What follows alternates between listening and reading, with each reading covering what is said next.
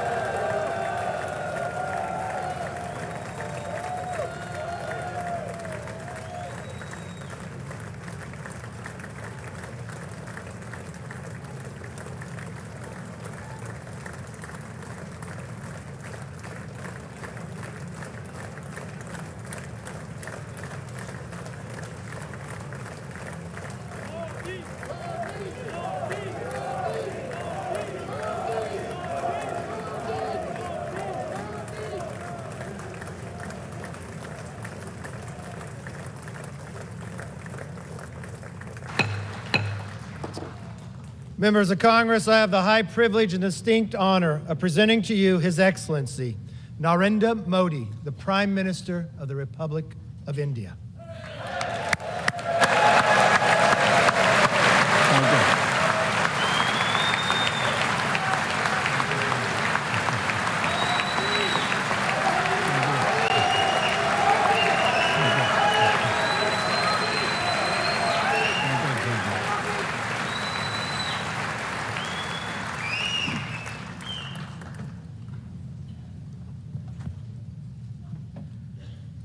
Mr. Speaker,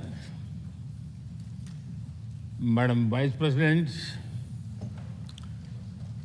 distinguished members of the U.S. Congress, ladies and gentlemen, Namaskar.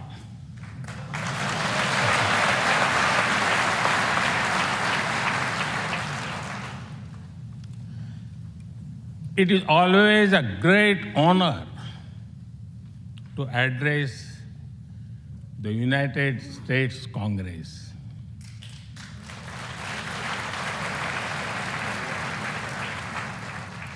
It is an exceptional privilege to do so twice.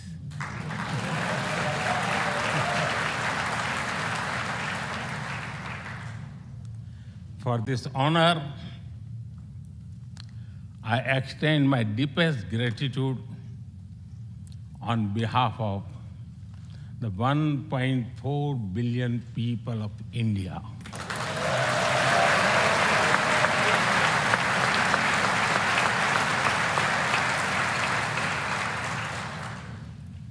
I see that nearly half of you were here in 2016. I feel your warmth as old friends. I can also see the enthusiasm of a new friends in the other half. I remember Senator Harry Reid, Senator John McCain, Senator Orrin Hatch, Elijah Cummings, Elsie Hastings, and others who I met here in 2016 and who are sadly no longer with us. Mr. Speaker,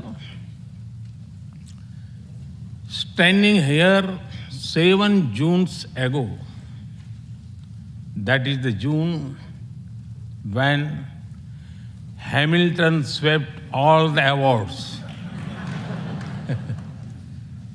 I said that the hesitations of history were behind us.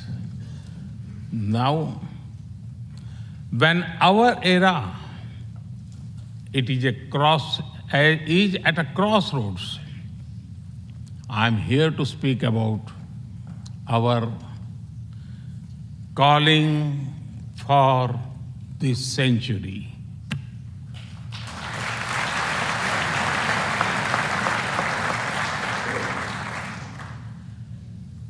Through the long and widening road that we have traveled, we have made the test of friendship.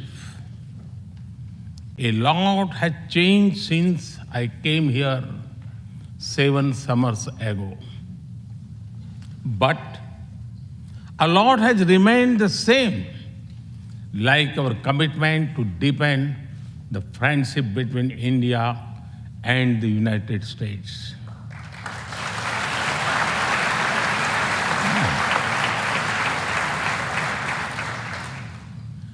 In the past few years, there have been many advances in AI, artificial intelligence.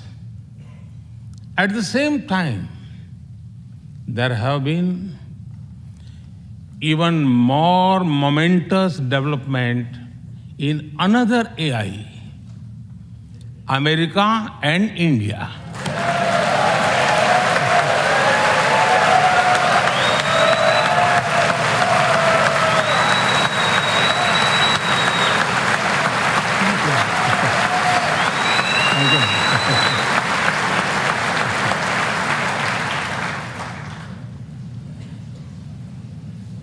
Mr. Speaker and distinguished members, the beauty of democracy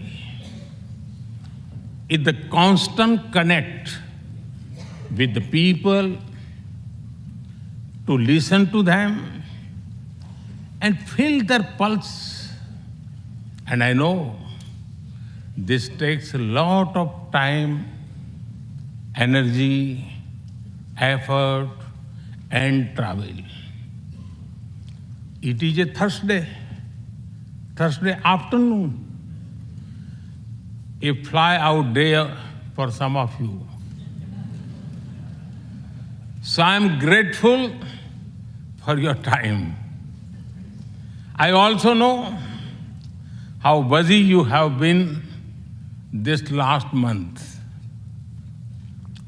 Being a citizen of a vibrant democracy, myself, I can admit one thing, Mr. Speaker, you have a tough job.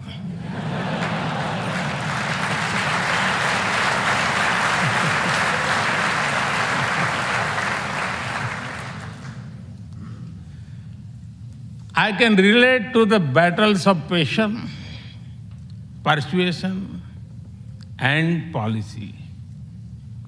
I can understand the debate of ideas and ideology. But I am delighted to see you come together today to celebrate the bond between world's two great democracies, India and the United States.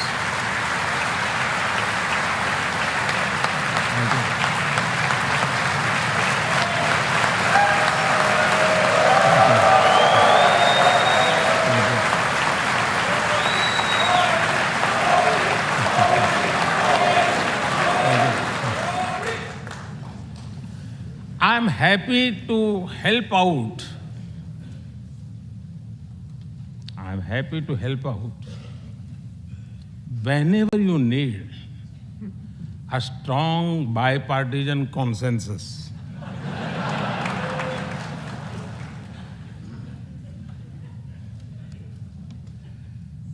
There will be and there must be a contest of ideas at home.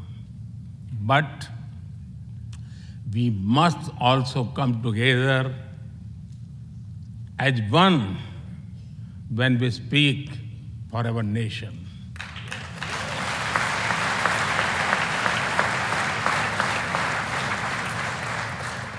And you have shown that you can do it. Congratulations.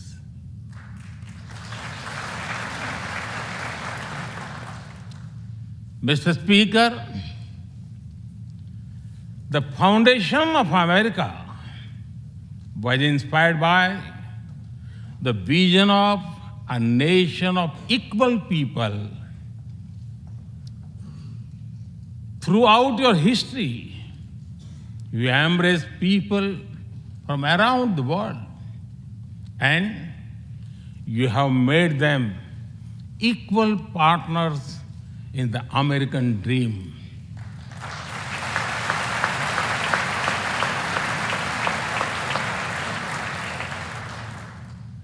There are millions here who have roots in India. Some of them sit proudly in this chamber.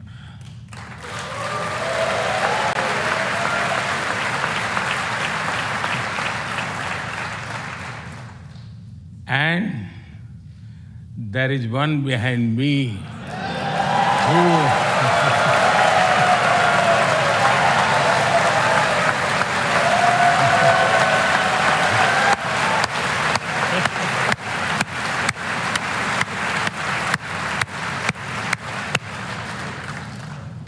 who has made history. I'm told that the Samosa Caucus is now the flavor of the house. I hope it grows and brings the full diversity of Indian cuisine here.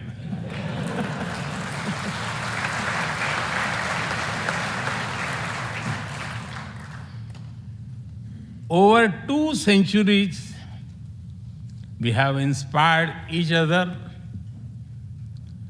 through the lives of great Americans and Indians. We pay tribute to Mahatma Gandhi and Martin Luther King Jr.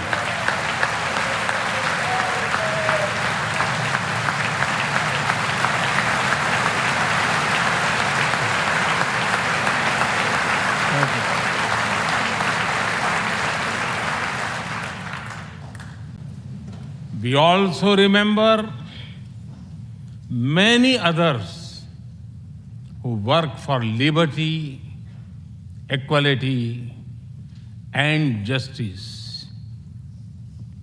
Today, I also wish to pay heartfelt tribute to one of them, Congressman John Lewis.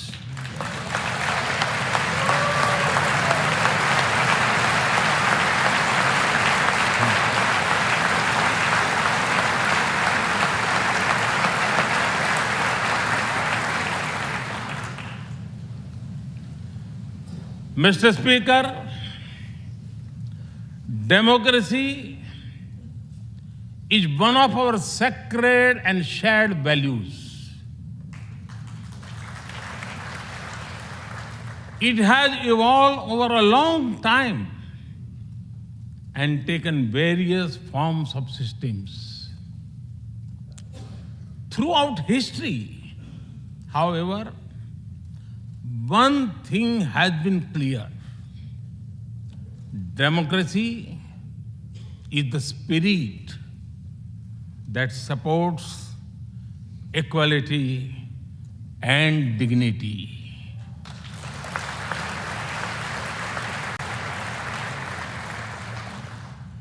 Democracy is the idea that welcomes debate and discourse. Democracy is the culture that gives wings to thought and expression. India is blessed to have such values from times immemorial. In the evolution of the democratic spirit, India is the mother of democracy.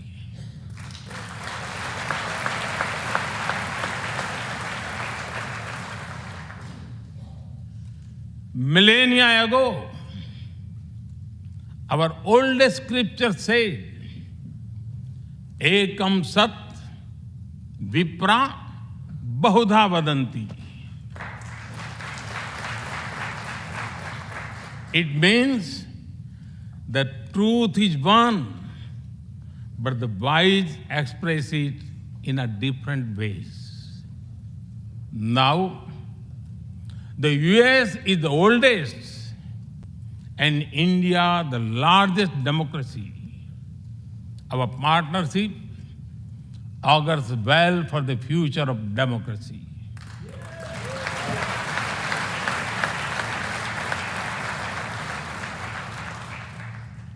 Together, we shall give a better future to the world and a better world to the future.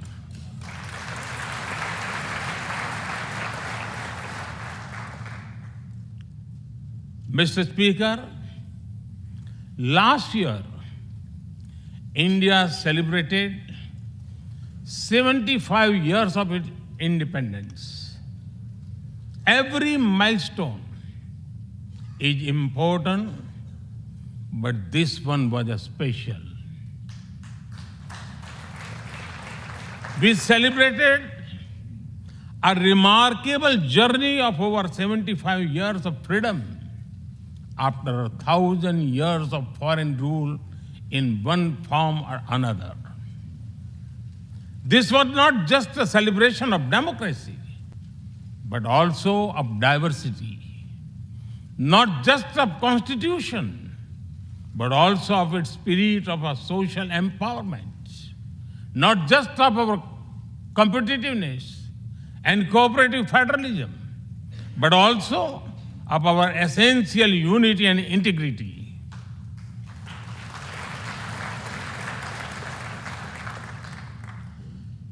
We have over 2,500 political parties.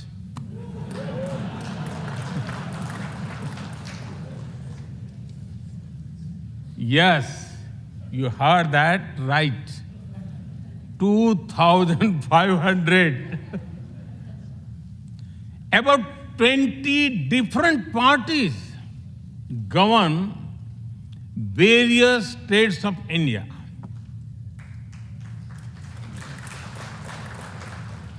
We have 22 official languages and thousands of dialects, and yet we speak in one voice.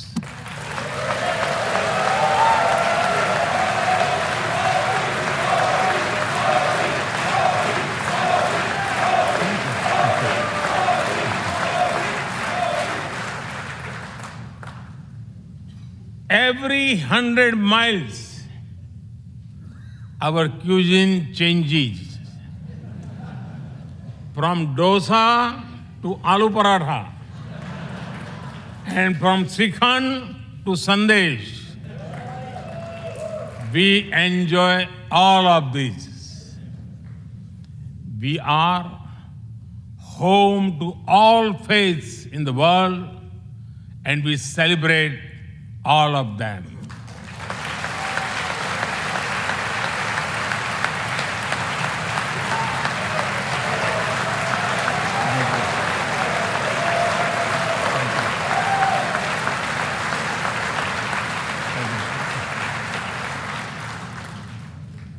In India, diversity is a natural way of life. Today, the world wants to know more and more about India. I see that. Curiosity in this house too.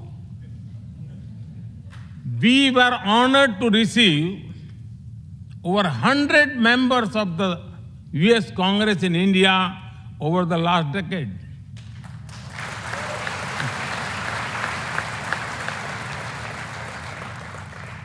Everyone wants to understand India's development, democracy, and diversity. Everyone wants to know what India is doing right and how. Among close friends, I'm happy to share the same. Mr. Speaker, when I first visited the U.S. as a Prime Minister, India was the 10th largest economy in the world. 10th.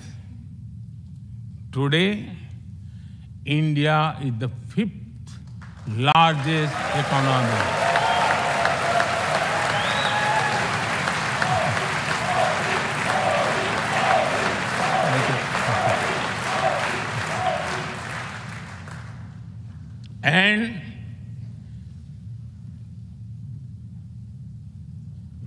And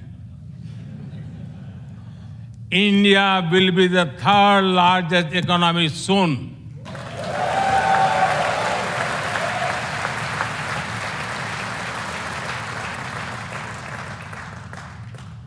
We are not only growing bigger, but we are also growing faster.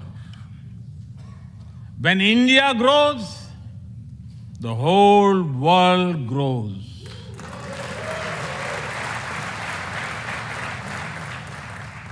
After all, we are 1/6 of the world's population.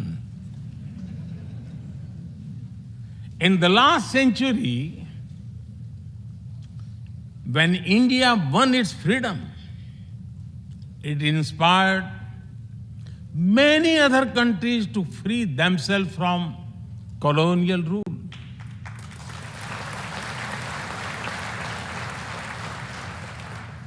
In this century, when India sets benchmark in growth, it will inspire many other countries to do the same.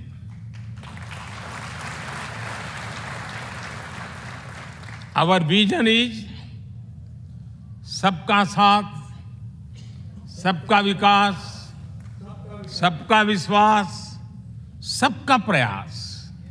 It means together for everyone's growth, with everyone's trust and everyone's efforts.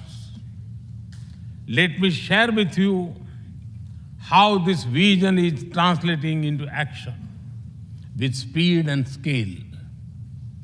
We are focusing on infrastructure development. We have given nearly 40 million homes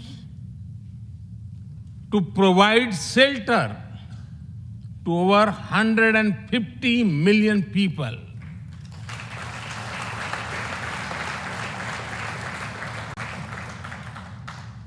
That is nearly 6 times the population of Australia.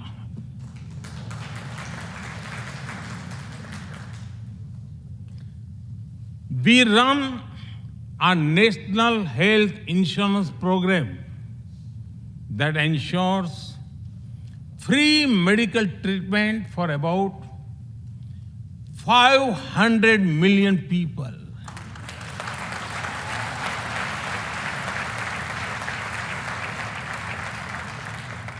$500 million people, that is greater than the population of South America. We took banking to the unbanked with the world's largest financial inclusion drive. Nearly 500 million people benefited. This is close to the population of North America.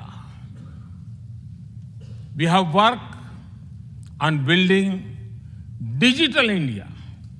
Today, there are more than 850 million smartphones and internet users in the country.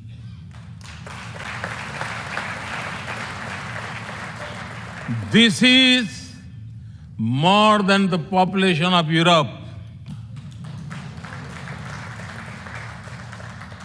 We protected our people with 2.2 billion doses of made in India COVID vaccines.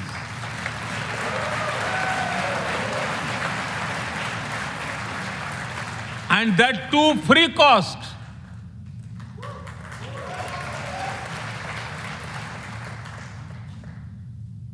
I may be running out of continent soon, so I will stop here. Distinguished members, the Vedas are one of the world's oldest scriptures. They are a great treasure of humanity composed thousands of years ago. Back then, women sages composed many verses in these Vedas. And today, in modern India, women are leading us to a better future.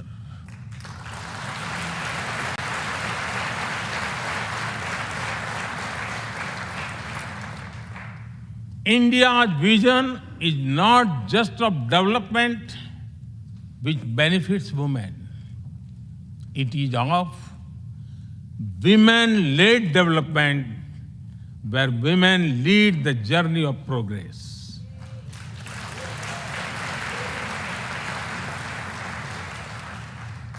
A woman has risen from a humble tribal background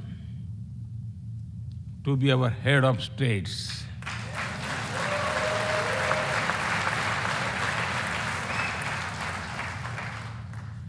Nearly 1.5 million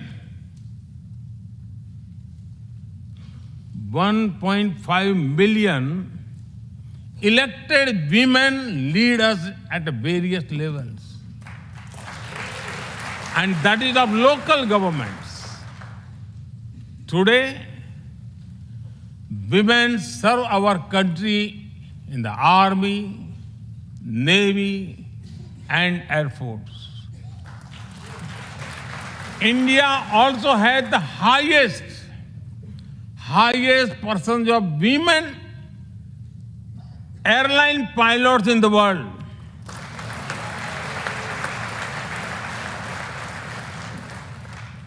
And they have also put us on Mars by leading our Mars mission. I believe that investigating in a girl child lifts up the entire family. Empowering women transforms the nation.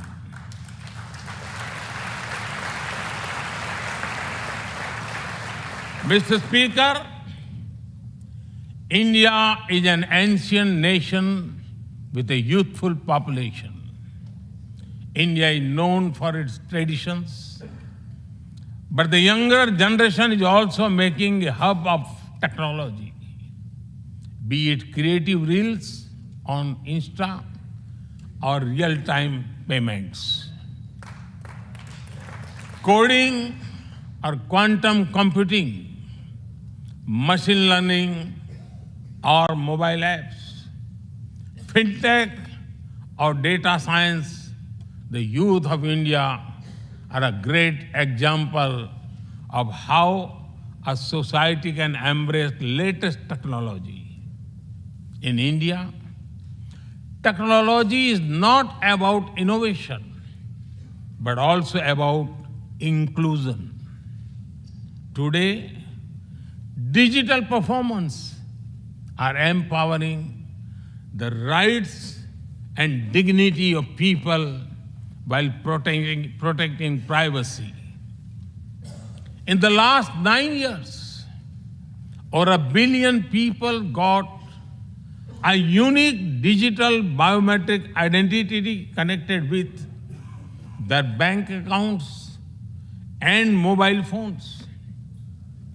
This digital public infrastructure helps us reach citizens within seconds with financial assistance. 850 million people receive direct benefit financial transfers into their accounts.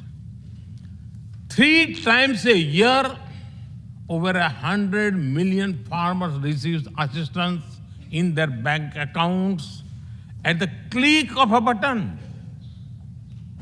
The value of such transfer has crossed $320 billion. And we have saved over $25 billion in the process.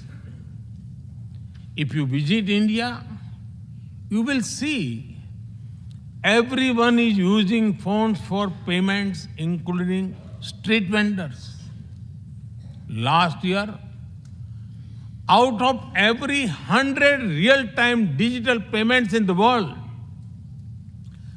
46 happened in India.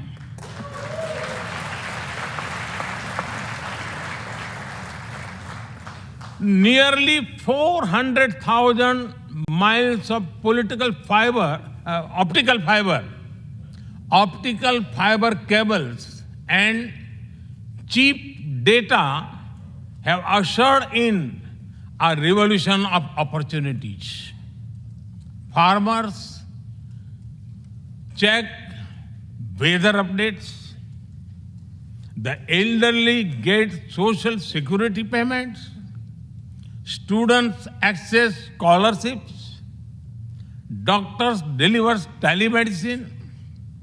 Fishermen check fishing grounds, and small businesses get loans with just a tap on their phones. Mr. Speaker, a spirit of democracy, inclusion, and sustainability defines us. It also shapes our outlook to the world. India grows while being responsible about our planet. We believe, Mata Bhumihi Putro Aham Prithviya. This means the earth is our mother and we are her children. Indian culture deeply respects the environment and our planet.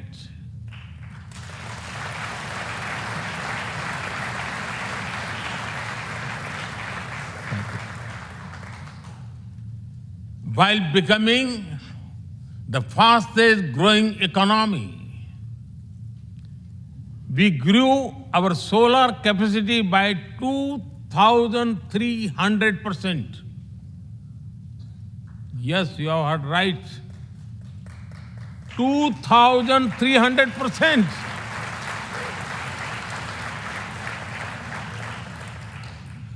We became the only only G20 country to meet its Paris commitment.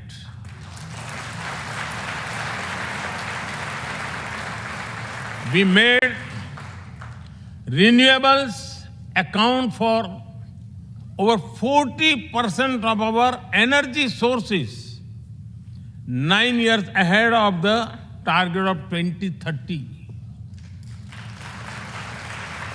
But we did not stop there. At the Glasgow summit, I proposed Mission Life, lifestyle for environment. This is a way to make sustainability a true people's movement, to live it to be the job of governments alone. By being mindful in making choices, every individual can make a positive impact. Making sustainability a mass movement, we help the world reach the net zero target faster.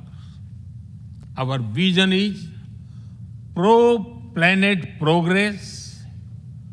Our vision is pro-planet prosperity.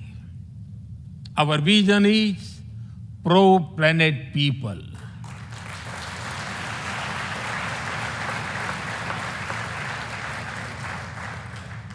Mr. Speaker, we live by the motto of Vasudhaiv Kutumbakam, or the world is one family.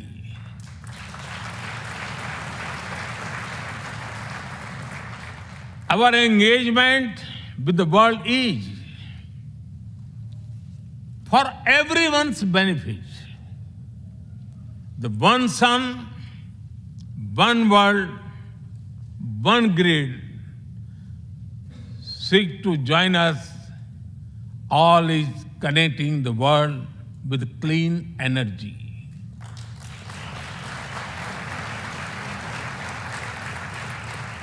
One Earth, One Health is a vision for global action to bring quality health care to everyone, including animals and plants.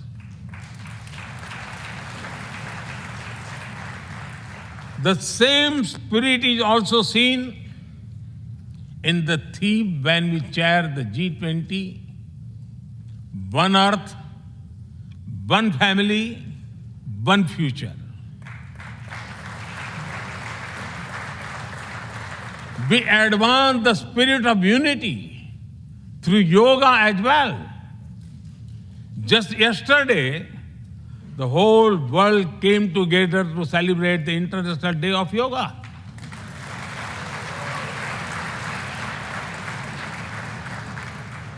Just last week, all nations joined our proposal at the UN to build a memorial wall to honor the peacekeepers.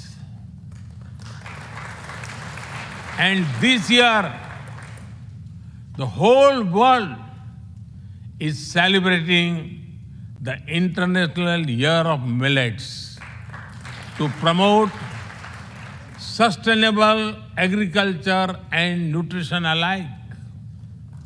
During COVID, we delivered vaccines and medicines to over 150 countries.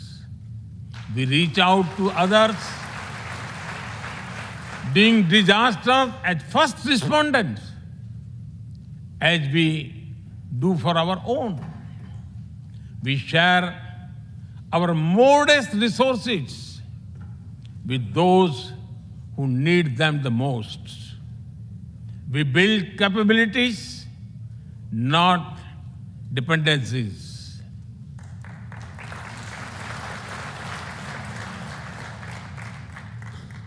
Mr. Speaker, when I speak about India's approach to the world, The United States occupy a special place.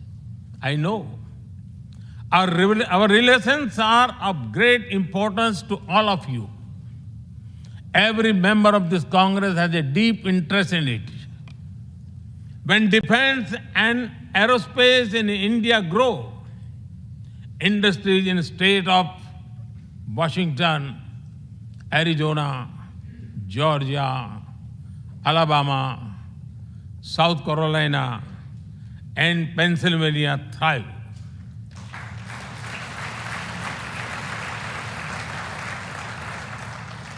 When American companies grow, their research and development centers in India thrive. When Indians fly more, a single order for aircraft creates more than 1 million jobs in 44 states in America.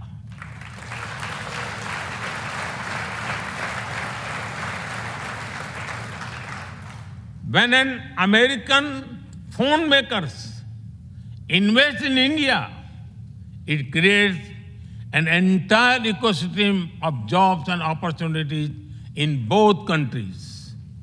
When India and U.S. work together on semiconductors and critical minerals, it helps the world in making supply chains more diverse, resilient, and reliable.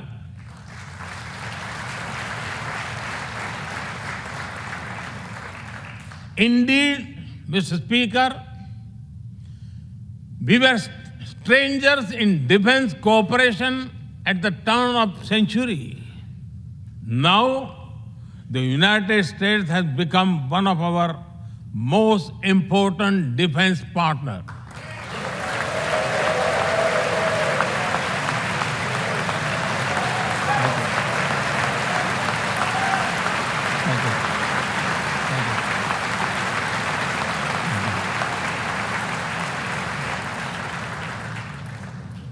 Today, India and the U.S. are working together in space and in the seas, in science and in semiconductors, in startups and sustainability, in tech and in trade, in farming and in finance, in art and artificial intelligence, in energy and education, in healthcare and humanitarian efforts. I can go on and go on, but to sum up it, I would say the scope of our cooperation is endless. The potential of our synergies is limitless, and the chemistry in our relations is effortless.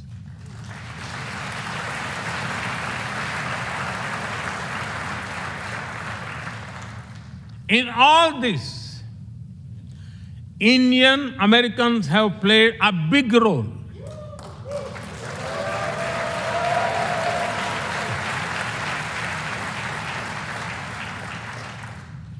They are brilliant in every field, not just in spelling bee.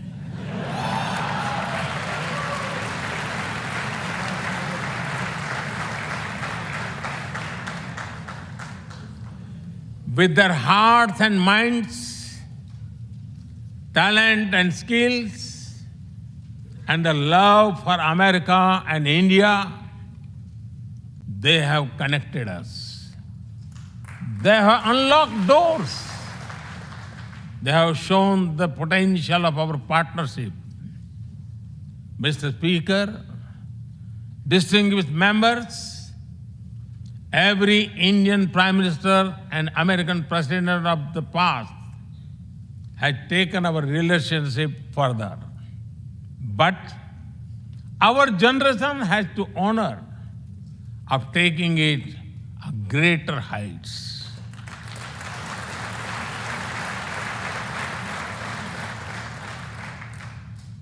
I agree with President Biden that this is a defining partnership of this country. Because it serves a larger purpose.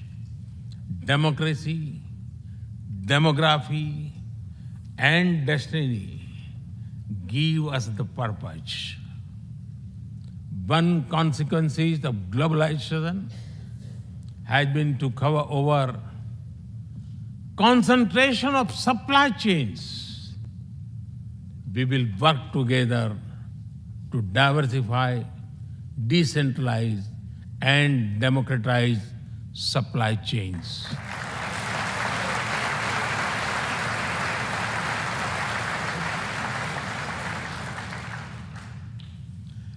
Technology will determine the security, prosperity, and leadership in the 21st century. That is why our two countries established a new initiative for critical and emerging technologies. Our knowledge partnership will serve humanity and seek solutions to the global challenges of climate change, hunger, and health. Mr. Speaker and distinguished members, the last few years have seen deeply disruptive developments. With the Ukraine conflict, war has returned to Europe. It is causing great pain in the region. Since it involves major powers, the outcomes are severe. Countries of the global south have been particularly affected.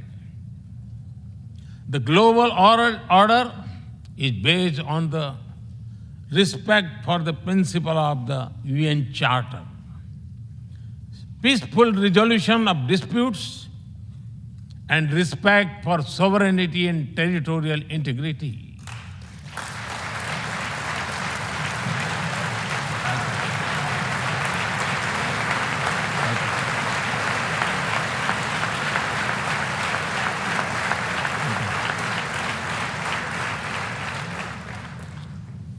As I have said directly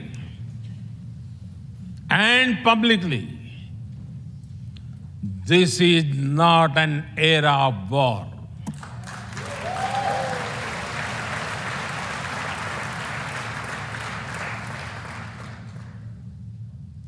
But it is one of dialogue and diplomacy. And we all must do what we can to stop the bloodshed and human suffering.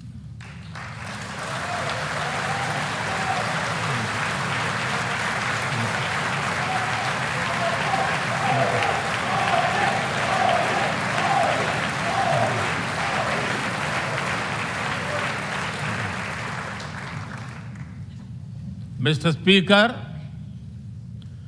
the dark clouds of coercion and confrontation are casting their shadow in the Indo-Pacific.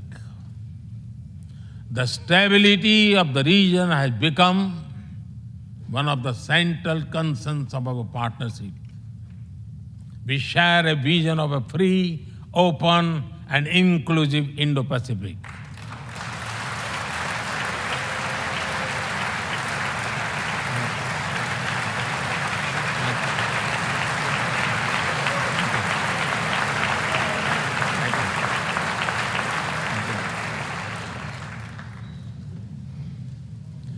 Connected by secure seas, defined by international law, free from domination, and anchored in ASEAN centrality.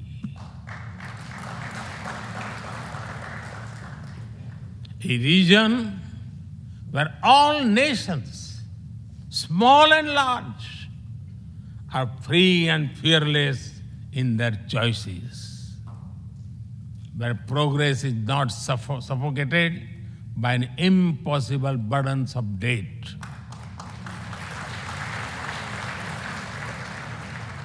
Where connectivity is not leveraged for strategic purposes, where all nations are lifted by the high tide of shared prosperity. Our vision does not seek to contain or exclude, but to build a cooperative region of peace and prosperity. We work through regional institutions and with our partners from within the region and beyond. Of this, Quad has emerged as a major force of good for the region.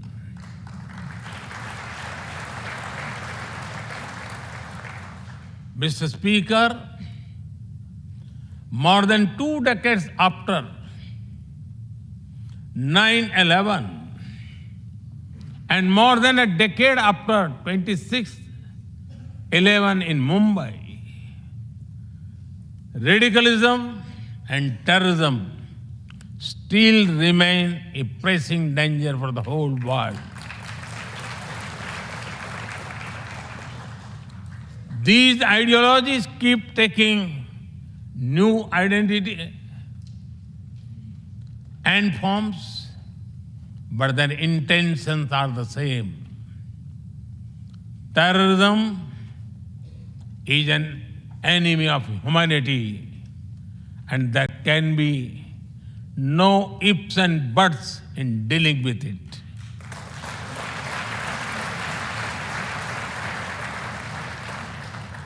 We must overcome all such forces sponsoring and exporting terror.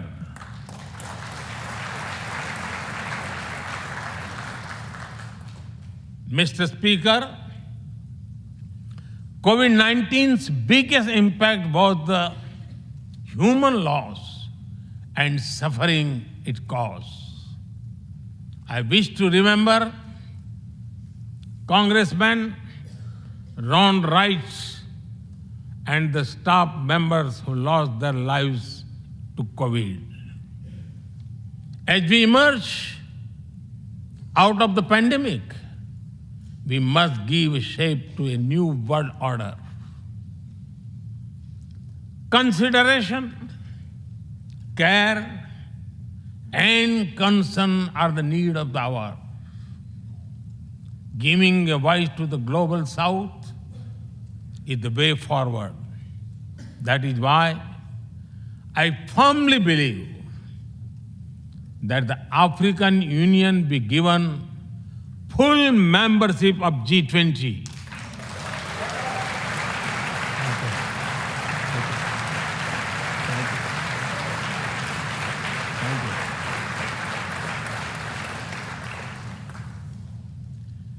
We must revive multilateralism and reform multilateral institutions with better resources and representation that applies to all our global institutions of governance, especially the United Nations. When the world has changed, our institutions too must change, or risk getting replaced by a world of rivalries without rules. In working for a new world order based on international law, our two countries will be at the forefront as partners.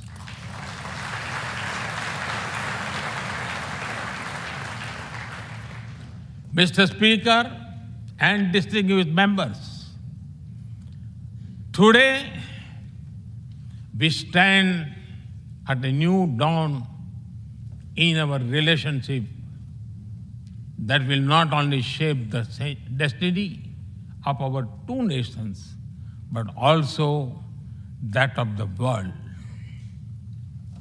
As the young American poet Amanda Gorman has expressed, when day comes, we step out of the shade,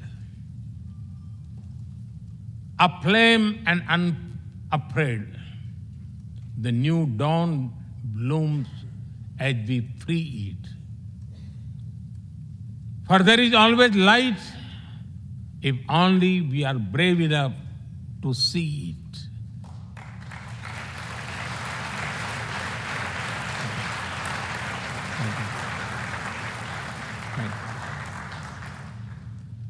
Our trusted partnership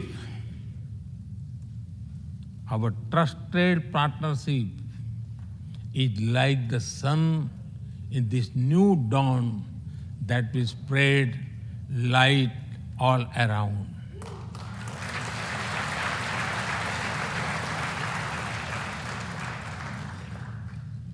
I am reminded of a poem that I once wrote. आसमान में सिर उठाकर, आसमान में सिर उठाकर, घने बादलों को चीरकर, रोशनी का संकल्प ले, अभी तो सूरज उगा है।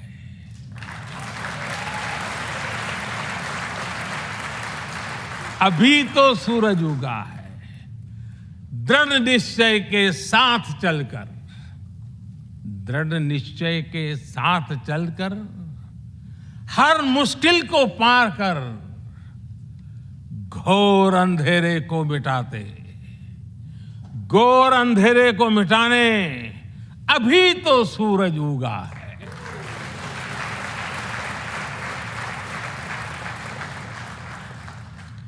If I were to say it in English, it would be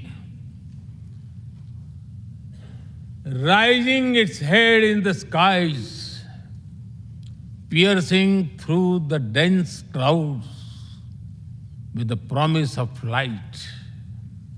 The sun has just risen, armed with a deep resolve, overcoming all the odds to dispel the forces of darkness. The sun has just risen.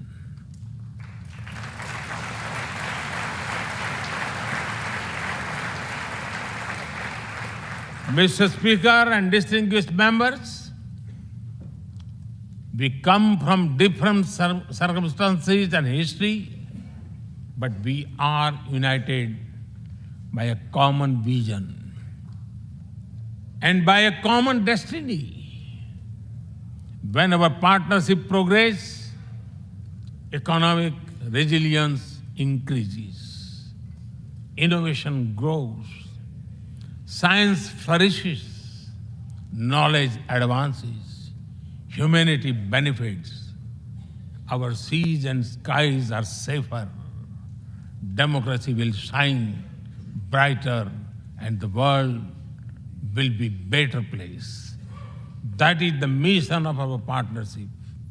That is our calling for this century.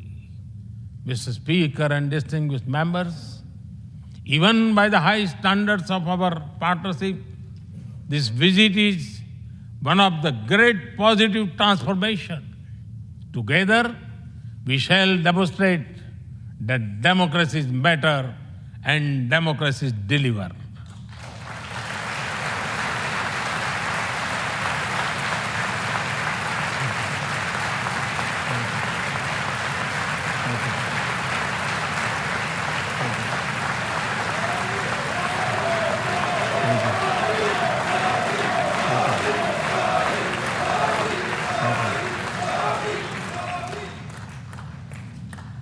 I count on your continued support to the India-US partnership.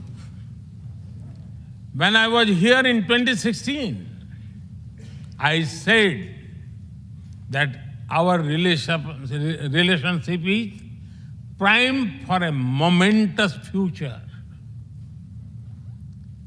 That future is today.